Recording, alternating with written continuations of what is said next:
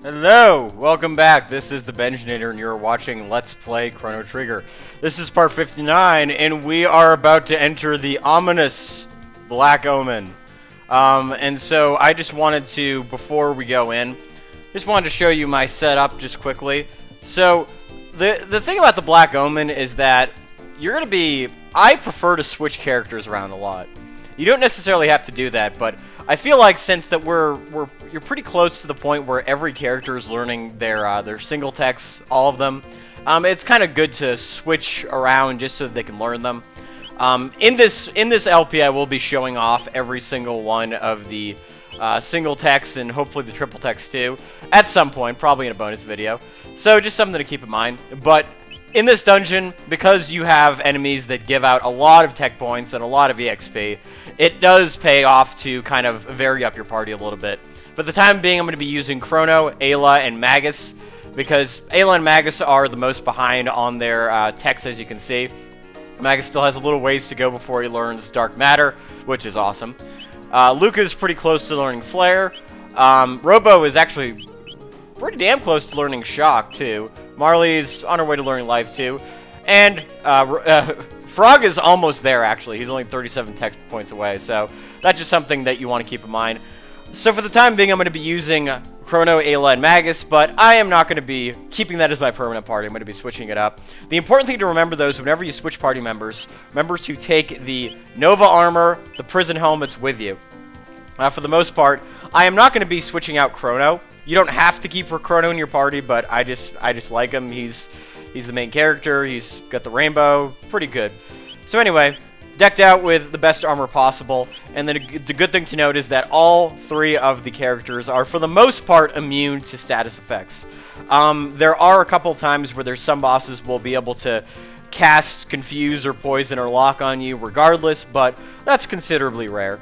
Also, what I did, too, is that I maxed out on full tonics, and I actually got mid-ethers, so those were for sale. And you can buy those. At this point, money is essentially no object. It's really easy to get it, so might as well do that. And, of course, you can use shelters when you're floating in the Epoch, which is pretty cool. But 59 is more than enough. So before you go to the Black Omen, try to get the best equipment possible. Try to get as many items possible, because this is going to be quite a dungeon. So here we go. Into the Black Omen we go. One thing I should note is that you can actually do this dungeon up to 3 times in a single game. You can defeat the Black Omen in 1000 AD, and then 600 AD, and then 12,000 BC. But really, it's not necessary. So I'm going to go back to the furthest point possible and get rid of that stupid, ugly castle once and for all ages. So here we go. Landing on the Black Omen. That little speck right there will take you back if you need it. But let's make a full frontal assault. And oh look, it's our friends, the laser guards, once again. We've dealt with these guys before, and now we're going to be dealing with them again. So let's take them out. And per usual, 1 falcon hit is more than enough. Very easy enemy. So now we're actually going to be going inside. Oh, and this is really good music, by the way. Oh look, there's Queen Zeal. How's it going? Haven't seen you in a while. Been busy doing some side questing. Yeah, we learned that we have to save the world, and you're not going to stop us. Who is this we we're talking about? Seems like you're the only one left. I mean, really, you've gotten rid of everybody else. So, yeah, 14,000 years from now, we're screwed. We already know this whole thing. Okay, so, Black Omen is a path which leads to Lavos, which is technically true. So, this is the way to go if, This is the most proper way to play the game, if you're going through the Black Omen. And that thing is big and ugly. Doesn't seem like a lot of fun. So, oh, that lady's just crazy. So anyway, we're going to be fighting a series of these different creatures in here, known as the mutants. And this is the first of them. And this one is actually a little bit more challenging than some of the others. So the Mega Mutant. And I believe that the way that you want to do this is to attack the top. That's how I usually do it. And so single techs are going to be most of the way that you deal with this particular issue. So yeah, fortunately, because of the fact that we have those wonderful prism helmets, this is not going to be too hard. And so Dark Bomb, let's try this out, something we have not seen before. And this is kind of funny. You can actually use Rock Throw against this guy, which is kind of hilarious considering he's consisted of 2 parts. You can just take off his head, throw it, and then put it back on. It's like a Lego set. So it doesn't really matter too much what order you decide to attack him in. It's not like the other enemy, but Falcon Hit, as usual, does pretty well, and you can have Magus use Dark Bomb. Overall, not too difficult. And again, you can at this point in the game, if you've done all the side quests and you have the Prism armor and the Nova armor and see, this guy really isn't that hard. He's pretty much a cinch. I do remember that the very first time I played this game, right after we escaped from the Blackbird, I went for the Black Omen, and that was a terrible idea because these guys are a lot harder. But yeah, look at that, 50 tech points, and there's plenty more where that came from. So just to keep in mind. And so that's just the beginning of the Black Omen. Now we're going to be faced with a series of different creatures. And look, don't these guys look familiar? Well, they should. We fought a very similar enemy in the Guardia Castle, the Incognito. And remember, they do the same thing, where they will hide behind the shield and have very high defense, but when they look behind, they have very low defense. So now they become the Peeping Dooms, and that should be enough to take them out. And you just have to wait for this guy to not throw little clouds of dust at you, because that's annoying. Yeah. Trying to attack it when your shield's up is a completely useless exercise. Just wait about 2 seconds for the Peeping Doom to poke his head out, and that should be enough. So, yeah. There's a couple of those enemies here. They don't cough up a whole lot of EXP or tech points, but that's okay. This dungeon's got plenty of fodder for you if you're concerned about getting more EXP and more tech points. There's plenty of it. So this is kind of a nifty part. You actually want to try to sneak by these guys. See the little enemies off to the right? They're rotating, the eyes kind of looking around. You want to try to run up when they're not looking at you. So we're going to try this. Perfect. And you would have to fight those guys, which we'll be fighting later. Okay, so now we're fighting some more serious enemies. These guys are not easy. For one, I believe that they're mostly immune to magical attacks. So the best thing to do is to try to use Confuse. They have this really annoying HP haver. They're kind of like Demi. So unfortunately, Magus is not overly useful in this battle. But Chrono, on the other hand, will be your friend. And Ayla with Rock Throw should be enough to take these guys down. But they do have an immunity towards most magic, so magic's not going to help you out.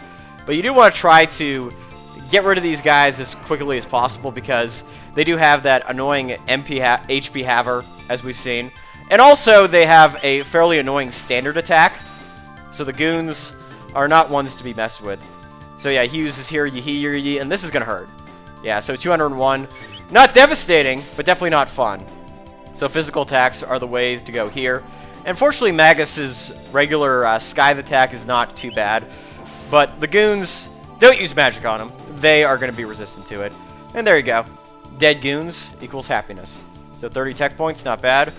And an elixir, yeah, you have a pretty good chance of getting an elixir anytime you fight these guys. So if you're worried about healing items, there are plenty to go around here. So once again, these little eye things just run when they're not looking at you. But if that happens, you'll be dealing with these guys. So a couple of new enemies. Fortunately, because they are in a perfect horizontal line, you know what that means. We can use Falcon Hit. And this will take care of them fairly quickly. And these lasers don't do a whole lot of damage thanks to... Oh! Never mind. Never mind. I spoke too soon. That was actually quite a bit of damage. Thankfully, we do have a save point that's coming up fairly soon, so that should be able to take care of it. So, yeah, we did not kill them, but another Falcon Hit, a couple more pokes should be enough. So yeah, these guys aren't too hard. I just forgot to heal last time, so... And then a countdown starts, which is something you don't want to deal with. So, I did not mean to use Rock Throw, but that's okay. We'll use Tonic on Ayla, and hit this guy with Magus, and that should be it. The Syncrite and the Martello. Yeah, I always found Martello to be kind of a silly name. It sounds like the name of an Italian guy. Kind of silly. So I believe that countdown is actually coming from the Synchronite, so all you gotta do is take care of him.